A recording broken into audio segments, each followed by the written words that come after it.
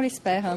Absolument Vanessa, et c'était très intéressant effectivement d'entendre tous ces spécialistes du foot vous donner tout au long de la journée leurs sentiments sur cette rencontre que la France va suivre avec intérêt évidemment. Comme tous les mercredis, nous ici sur ce plateau on ausculte le modèle français. Comment se distingue-t-il des autres modèles? Eh bien on va parler aujourd'hui de la liberté d'expression. Comment est-elle garantie dans notre pays? Peut-on tout dire? Où sont les limites? Qui juge que ces limites sont dépassées? Pour en débattre ce soir en direct, je vous présente nos invités. Chantal Delsol, philosophe et membre de l'Institut. Bonsoir et merci d'être avec nous. Et puis Caroline Fourest, chroniqueuse au journal Le Monde, qui est avec nous tous les mercredis. Bonsoir Caroline. Bonsoir. Et merci d'être là, vous aussi. Alors la liberté d'expression, c'est un sujet qui revient régulièrement sur le devant de l'actualité. On se souvient il y a un peu plus de 3 ans de l'affaire des caricatures de Mahomet. On va en parler. Mais la semaine dernière encore en France, on a ferraillé autour de cette question en marge du prestigieux prix Goncourt, attribué cette année à celle dont vous voyez le visage dans notre décor, l'écrivain Marine Daye. La liberté d'opinion et d'expression est considérée comme l'une des libertés fondamentales de l'être humain. Mais certains voudraient que cette liberté soit parfois bornée. Dernier exemple en date en France, la polémique à laquelle a dû faire face la lauréate du prix Goncourt, Marine Daye. En août dernier, elle avait fustigé Nicolas Sarkozy dans un entretien à l'hebdomadaire Les Inrecuptibles. Lorsqu'on lui demande si elle se sent bien dans la France de Sarkozy, elle répond « Je trouve cette France-là monstrueuse ». La romancière qui vit à Berlin depuis 2007 affirme aussi « Nous sommes partis juste après les élections, en grande partie à cause de Sarkozy ». Des propos jugés inacceptables par le député UMP Éric Raoult qui demande un devoir de réserve pour les lauréats du Goncourt. Je crois que la liberté d'expression, c'est pas la liberté d'agression. Mais la romancière campe sur ses déclarations et pour les membres de l'Académie Goncourt, l'idée du devoir de réserve n'a pas lieu d'être. De son côté, la gauche dénonce une volonté de censure. Les artistes sont souvent confrontés aux limites de la liberté d'expression. En juillet 2002, Amé, membre du groupe de rap La Rumeur, est attaqué en justice par le ministère de l'Intérieur dirigé par Nicolas Sarkozy. En cause des propos écrits dans un fanzine dont celui-ci. Les rapports du ministère de l'Intérieur ne feront jamais état des centaines de nos frères abattus par les forces de police sans qu'aucun des assassins n'ait été inquiété. Il est poursuivi en diffamation depuis 8 ans. Après 3 relax, il a comparu pour la 2e fois en octobre dernier devant la Cour de cassation. Si la liberté d'expression doit permettre de communiquer ses idées librement, certaines restrictions sont fixées par la loi. En juillet 1990, la loi Guesso tend à réprimer tout acte raciste, antisémite ou xénophobe. À l'inverse de plusieurs États, la France n'a pas de législation contre le blasphème, mais en 2006, elle est confrontée à la colère de religieux musulmans. Charlie Hebdo publie des caricatures du prophète de l'islam Mahomet parues dans un journal danois et en publie de nouvelles faites par ses dessinateurs. L'une d'elles représente le prophète vêtu d'un turban en forme de bombe. Pour l'hebdomadaire satirique, c'est un moyen de montrer que la liberté d'expression doit être plus forte que l'intimidation. Mais des organisations musulmanes françaises demandent l'interdiction du numéro. Elles considèrent la publication des caricatures comme une injure raciale et religieuse. Nous estimons que ces caricatures font un amalgame scandaleux entre les musulmans et le terrorisme. Ça s'appelle un nom, c'est le racisme, et ce que nous demandons aux juges de constater. Après un long procès, le tribunal a conclu que le numéro de Charlie Hebdo ne visait ni à injurier de façon raciste, ni à offenser l'islam, mais à faire réfléchir sur l'intégrisme. Le journal est donc relaxé. Selon le directeur de la publication, Philippe Val, c'est une bonne nouvelle pour la liberté d'expression. Toutefois, en référence à l'affaire des caricatures danoises qui avait déclenché la colère des musulmans dans le monde, le Conseil des droits de l'homme de l'ONU a adopté en octobre 2009 une résolution qui déplore les attaques contre les religions. De nombreuses organisations non gouvernementales, laïques et religieuses s'y sont déjà opposées, estimant qu'elle affecte la liberté d'expression. Alors on va revenir évidemment en détail sur ces différents événements, mais on va commencer par le dernier en date, l'actualité récente autour de cette question, donc de la liberté d'expression. Marine Daye qui critique la France de Nicolas Sarkozy et le député UMP Éric Raoult qui, en réponse, l'appelle à un devoir de réserve. Alors avec un peu de recul, aujourd'hui, quelques jours après que cette polémique ait embrasé à la fois la classe politique et le monde culturel, quel est votre regard sur ce qu'on vient de vivre ? Est-ce que Mme Delsol voulait commencer à répondre ? Je trouve aberrant de parler de devoir de réserve vis-à-vis de quelqu'un qui vient d'avoir le prix Goncourt. Le devoir de réserve, c'est fait pour pour les gens qui travaillent. C'est fait pour les préfets. C'est fait pour les gens qui travaillent dans le cadre de l'État. Qui s'est corrigé après, il a changé sa formule. On peut comprendre que pour un préfet, il y a un devoir de réserve, pour un ministre, pour un ambassadeur, naturellement, ce sont des gens qui travaillent pour l'État. Rien que le fait de la part d'un député, je ne sais pas s'il est ministre ou député, Eric Raoult, de parler de devoir de réserve à propos d'un prix Goncourt, c'est faire en sorte que finalement la France tout entière travaille pour l'État. Enfin, c'est aberrant. Si un écrivain ne peut pas être libre, alors qui va l'être? Alors Caroline Fourest, là, on est sans doute sur la même longueur d'onde. Hein. Oui, non, parce que je crois que vraiment c'est une position qui a été prise de façon réellement très isolée. J'ai vu personne soutenir Eric Raoult dans sa demande et dans sa démarche qui est grotesque. Hein. Vraiment, le mot est terrible. Et alors la lettre qu'il a adressée au ministre de la Culture pour demander ce devoir de réserve est un monument à garder dans les archives, mais qui est décalé. On n'est pas dans le même pays, on n'est pas à la même époque. Il parle de personnes invitées à défendre les couleurs littéraires françaises. Et au nom du fait qu'on défend les couleurs littéraires françaises, et on doit respecter l'image du pays, je crois que Eric Raoult, sincèrement, a fait un voyage dans le temps. J'espère qu'il est revenu à la réalité depuis, mais en tout cas, ça a fait plutôt sourire jaune tout le monde. Alors, on va écouter ce qu'en a dit précisément à propos de cette polémique le ministre de la Culture, Frédéric Mitterrand, qui est resté un petit peu sur la réserve sur ce sujet. Écoutez-le. C'est pas à arbitrer entre une personne privée qui dit ce qu'elle veut dire et un parlementaire qui dit ce qu'il a sur le cœur. Ça me regarde en tant que citoyen, ça ne me concerne pas en tant que ministre. Alors, est-ce qu'il a eu raison, Frédéric Mitterrand, Caroline Fourest, de garder cette réserve et cette distance? Il faut dire que dans de précédentes déclarations sur de tout autre sujet, il s'est fait un peu taper sur les doigts et il a eu de gros ennuis. C'est sans doute ça qui explique... Je crois sincèrement que la réserve qu'on entend là est beaucoup plus liée à une forme de suite de la précédente affaire où Frédéric Mitterrand sur l'affaire Polanski, pour le coup, avait pris une position un peu précipitée en prenant la défense de Roman Polanski au nom de la défense des artistes. Depuis, il l'avait regretté. Du coup, il n'ose pas prendre position sur cette affaire, alors que là, sincèrement, qu'un député lui adresse une lettre lui demandant un devoir de réserve sur un prix Goncourt et qu'il se contente de nous faire cette phrase tout à fait timide et réservée, là, pour le coup, il s'était trop empressé la dernière fois. Là, il est trop réservé. Parce qu'il aurait dû mettre un stop immédiat à cette demande. On aurait fait de la solidarité. Solidarité de parti, oui, mais bon, il est ministre de la Culture. Alors là, pour le coup, s'il y a un moment où on attend d'un ministre de la Culture qui défend les artistes, c'est là. C'est vrai. Et quand on lui demande la tête d'un écrivain, parce que c'est quasiment une demande de sanction que lui a formulée Eric Raoult, c'est pas un différend privé entre deux individus privés, c'est une demande politique qui doit recevoir un nom très ferme. Alors, il faut évidemment la replacer dans un contexte où on parle en ce moment de l'identité nationale et Caroline, on a eu l'occasion dans de précédents débats, les mercredis qui ont précédé, d'évoquer ces thèmes-là. Est-ce que cette thématique de l'identité nationale transparaît dans cette polémique-là, selon vous, Chantal Delsol? Transparaît, elle est constamment derrière, je pense. Elle est constamment derrière, finalement. On part du principe qu'on a attaqué la France. Je pense que c'est pas parce qu'elle a parlé de Sarkozy, c'est parce qu'on attaque le gouvernement français. Alors il y a une espèce de crainte devant ce genre de discours. On sent une sorte d'affolement. Mais c'est surtout alors pourquoi cet affolement qui s'est emballé. Alors là, on voit tout à fait les malentendus que peuvent générer de mauvaises compréhensions de ce que c'est que l'identité nationale et du débat qui est lancé. Je crois qu'effectivement, dans l'espèce de flou ambiant, Eric Raoult s'est senti porté à pouvoir demander un devoir de réserve au nom de la défense de l'image du pays. Encore heureux que ça retombe à plat et que tout le monde en rigole et qu'on passe à autre chose.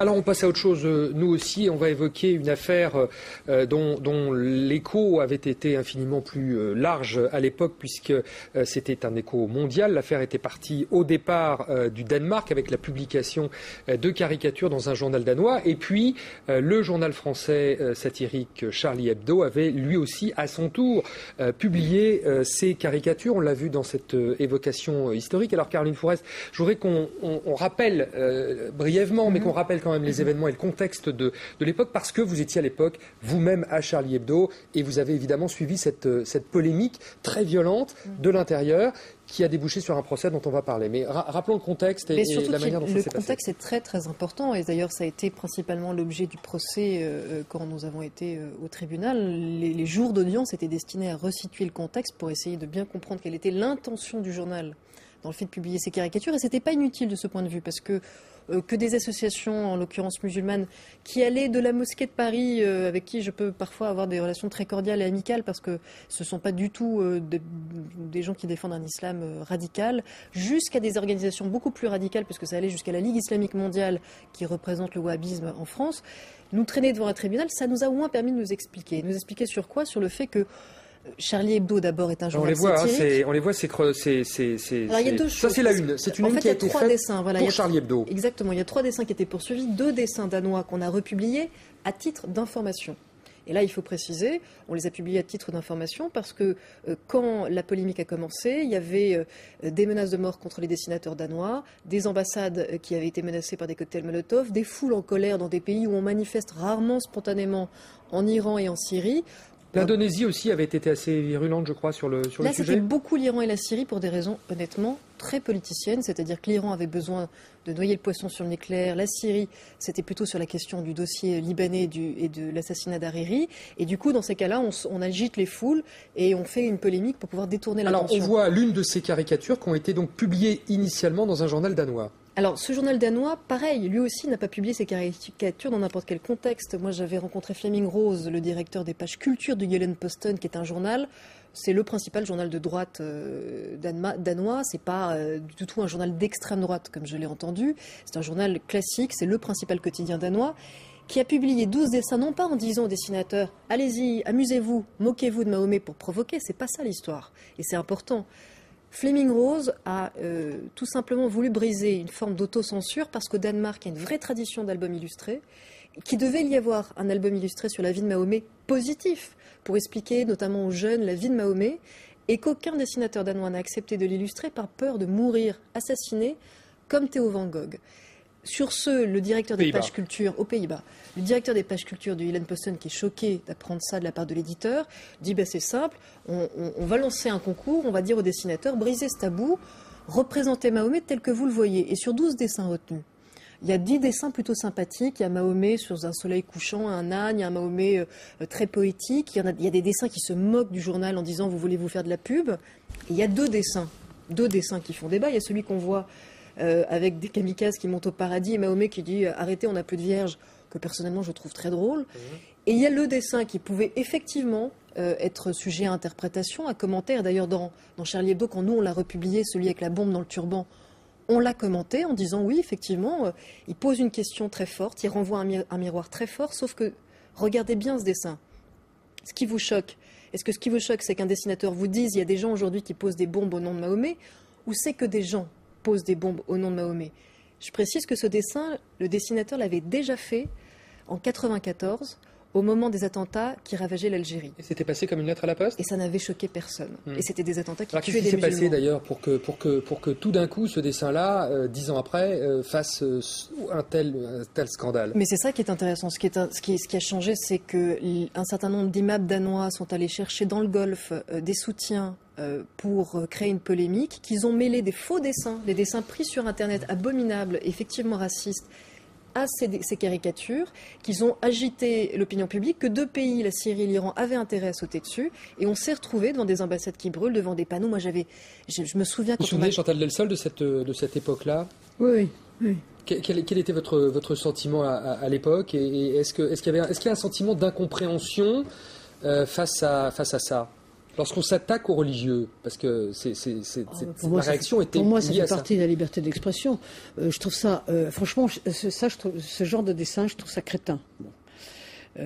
Mais bon, c'est aussi crétin que lorsque vous voyez le Christ sur la croix dans une position obscène. Je trouve ça crétin, puéril, enfin voilà. Mais cela dit, je vois pas pourquoi les gens qui croient ou les gens qui croient pas ne seraient pas sereins devant ça, même si c'est quelque chose de sacré pour soi-même qui est attaqué. On est un régime de liberté d'expression et on respecte même les gens qui dessinent ce que j'entends moi par des crétineries, c'est tout. Donc, c'est-à-dire que le religieux ne doit pas être un territoire à part dans cette liberté d'expression. Non, je pense pas. Non, je pense que ce qui est territoire à part, enfin là où l'État doit intervenir, c'est pour défendre les lois, c'est-à-dire interdire l'appel au meurtre, tout ce qui est l'appel au crime, la légitimation du crime, et j'insiste pour tout le monde. Je veux dire. pas seulement si les gens d'Outreau disaient... Mettons que les gens d'Outreau écrivent un livre en disant « J'ai essayé la pédophilie en Thaïlande, c'était vachement bien ». Vous voyez ce qui serait arrivé. Hein. Bon. Mais même quand c'est quelqu'un de plus haut placé, ça devrait aussi lui tomber dessus. Enfin, tout appel au crime. Là, vous faites référence à l'affaire Frédéric Mitterrand. Sauf que justement, c'est intéressant, c'est là où l'intention et le contexte doivent toujours être analysés. C'est ce que font les tribunaux avant de décider ou non d'une sanction. C'est qu'en l'occurrence, dans La mauvaise vie, le livre de Frédéric Mitterrand, il dit justement pas du tout « j'ai essayé la pédophilie, c'est super chouette en Thaïlande ». D'abord, il parle d'adultes. Oui, il n'a jamais parlé de pédophilie, c'est pas la même chose. Et ensuite, il dit absolument pas « j'ai essayé la prostitution masculine, c'est super chouette ». Il dit « j'ai passé une période de ma vie terrible, j'ai effectivement succombé à l'attirance pour... des bordels en gros. Écoutez, avec des jeunes garçons en Thaïlande et c'était pas si chouette que ça. Si j'avais apporté le livre, j'aurais pu effectivement montrer. Bon, en tout cas, il me semble que l'État doit interdire l'appel au crime d'une manière générale, enfin, l'appel à ce qui est interdit par la loi. Mais l'État, en aucune façon, ne doit interdire des choses qui lui paraissent immorales, parce que l'État n'est pas là pour instaurer un ordre moral. Par exemple, dire il est immoral de critiquer la religion, on peut le penser, mais l'État n'a pas à faire la morale ni à interdire des choses qu'il considère comme immorales. Et l'État, deuxièmement, n'a pas du tout à interdire ce qui peut lui paraître contraire à la vérité. Il n'a pas à s'occuper de la connaissance. Et là, moi, je suis absolument contre les lois Guesso et ce genre de choses. Alors ça, c'est effectivement encore un autre débat, mais je finis juste sur l'affaire des caricatures, parce que typiquement, la question qui était posée au tribunal, est-ce que c'était des caricatures racistes ? Qui a prononcé la relaxe, rappelons-le. Ou est-ce que c'était des caricatures anti-religieuses ou anti-intégristes ? Et c'était une question qui méritait d'être posée, parce qu'en France, on reconnaît effectivement comme limite à la liberté d'expression l'incitation à la haine, l'incitation au crime, et donc l'incitation au racisme. Et j'avoue qu'en tant que journaliste de Charlie Hebdo, si on avait commis un dessin raciste, on aurait accepté la sanction, puisque c'est un journal antiraciste. Or, ce que le tribunal a reconnu, c'est qu'on a fait sur Mahomet exactement ce qu'on fait sur le pape, exactement ce qu'on fait sur tous les symboles de toutes les religions, de la satire. Si ça peut vous amuser, du droit de il faut désacralisation. le faire. Oui, mais je reviens sur ce que vous disiez. Moi, je suis d'accord pour que ça existe. Quand vous disiez crétinerie, je comprends, on a le Non, droit. mais c'est mon opinion. On a le droit de pas partager. Je trouve qu'on fait pas ça sur du sacré, sur le sacré des autres. On rigole pas sur le sacré des autres. À la limite, sauf que qu'on rigole sur son propre sacré, je le comprends, mais sur le sacré des autres. Sauf que justement, quand on est laïque, on considère que ce sont tous les sacrés qu'il faut désacraliser et qu'il n'y a pas le sacré des uns, le sacré des autres. On ne respecte pas plus le sacré du christianisme. Je vous entends. Donc on ne respecte pas non plus le sacré de l'islam. Et en l'occurrence, il y a eu un moment très drôle au tribunal, et d'ailleurs ça a été assez décisif, quand Richard Malka, l'avocat de Charlie Hebdo, a commencé à dire « Mais messieurs les avocats de la Ligue islamique mondiale ou de la mosquée de Paris, l'UOIF, vous nous demandez en fait pas du tout un traitement égalitaire, vous nous demandez un traitement préférentiel, parce que regardez ce qu'on a fait sur le pape. » Et il a sorti des dessins. Mais des dessins, bien sûr. on était même sous la table, on avait oublié ce que Charlie avait osé de faire sur le pape. Et il disait, c'est vrai qu'en la matière... Vous voulez vraiment l'égalité de traitement ? Regardez, Philippe Val, 1995, le pape vient à Paris, édito de Philippe Val, bienvenue au pape de merde. Vous voulez l'égalité de traitement ? Vous voulez qu'on fasse ça aussi sur l'islam ? Parce que vous n'allez pas être déçus, on a été plutôt gentils jusque-là. Jusqu'à un moment donné, l'avocat de la Ligue islamique mondiale a même failli rire. C'était le tournant du procès, il pouvait plus se retenir de rire devant les caricatures qu'on faisait sur le pape. Et là, on a dit non. Si vous êtes d'accord pour qu'on fasse ça sur le pape, et c'est notre tradition, c'est comme ça qu'on a contenu l'intégrisme chrétien, c'est en pouvant aller jusque-là dans la désacralisation, il faut nous laisser le faire sur toutes les religions. Je ne pense pas que ça soit ça qui puisse contenir l'intégrisme chrétien, mais de toute façon, il y a toujours eu des gens qui rigolaient de tout, et bon, c'est la respiration de la société, et pourquoi pas. Alors, vous savez, les choses drôles ne font pas toujours rire les mêmes personnes. Alors, moi, ça me fait pas rire, vous, ça vous fait rire. Non, on va continuer. La caricature sur Mahomet la bombe n'était pas destinée à faire rire du tout, elle me fait pas rire non plus. Elle est destinée à renvoyer un miroir et à interpeller. Quand on voit toute la journée dans l'actualité des gens qui se revendiquent d'un symbole religieux pour tuer, c'est normal qu'à un moment donné, un dessinateur tende un miroir. Mais alors, pas fait pour sur cette liberté d'expression, on va continuer à en parler dans la deuxième partie de ce débat. On parlera aussi du domaine purement artistique. Les artistes aussi ont-ils le droit de tout dire et de tout montrer? Puis on parlera enfin d'Internet, cet espace qui se veut un espace entièrement libre. Et on verra si la liberté d'expression et ses limites et la loi peut s'y appliquer. Et puis on aura aussi avec nous un avocat, un homme de loi pour nous dire ce que disent les textes français en la matière. Restez avec nous donc s'il vous plaît, car tout de suite c'est les informations. Vanessa Burgraff est là et on va prendre évidemment, en attendant de France-Irlande, prendre des nouvelles du match Algérie-Égypte avec l'Algérie qui a ouvert le score. Vanessa ? Oui, 1-0 pour l'Algérie. L'Algérie qui a donc ouvert le score à la 40e minute dans ce match